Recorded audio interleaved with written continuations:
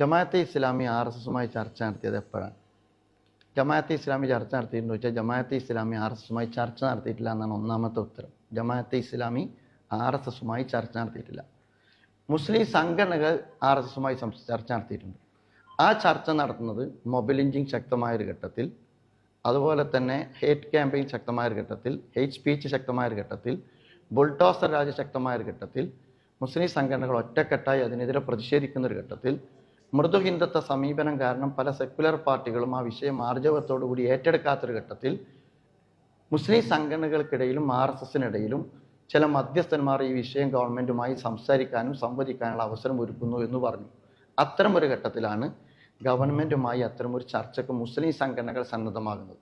ഇന്ത്യയിലെ എല്ലാ മുസ്ലിം സംഘടനകളും അതിലുണ്ട്. Jamiatul Ulama Hind 2 group, Barelvi group, Ajmer group, Shia group, എല്ലാവരും, അഖില ഹദീസ് ഗ്രൂപ്പ്, ദേശീയ തലത്തിലുള്ള എല്ലാ സംഘടനകളും ഒരുമിച്ചാണ് കണ്ടത്. അത് കണ്ടതിനെക്കുറിച്ച് എന്താണ് സംസാരിച്ചത് എന്ന് കേരളീയ സമൂഹത്തോടും ഇന്ത്യൻ ജനതയോടും വളരെ കൃത്യമായി പറഞ്ഞു. ഇന്ന വിഷയങ്ങളാണ് സംസാരിച്ചത്. വെളിപ്പെടുത്തട്ടെ CPM. അജിത് കുമാർ പോയത് ഇന്നതിനാണ്, പറയട്ടെ.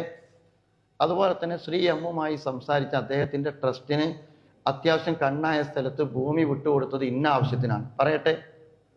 അതുപോലെ തന്നെ നേരത്തെ സൂചിപ്പിച്ചതുപോലെ ജാവദേക്കറുമായി സംസാരിച്ചത് ഇന്ന വിഷയത്തിലാണ്, കൃത്യമായി പറയട്ടെ. കേവലം ചായ കുടിക്കാനല്ലല്ലോ ഒരു രാഷ്ട്രീയ പാർട്ടി RSSന്റെ ദേശീയ നേതൃത്വവുമായി സംസാരിക്കുന്നത്. ഇത് മുസ്ലിം സംഘടനകളാണ്. ജമാഅത്തെ ഇസ്ലാമി തനിച്ചായിട്ട് RSSുമായിട്ടൊരു ചർച്ചയും നടത്തിയിട്ടില്ല.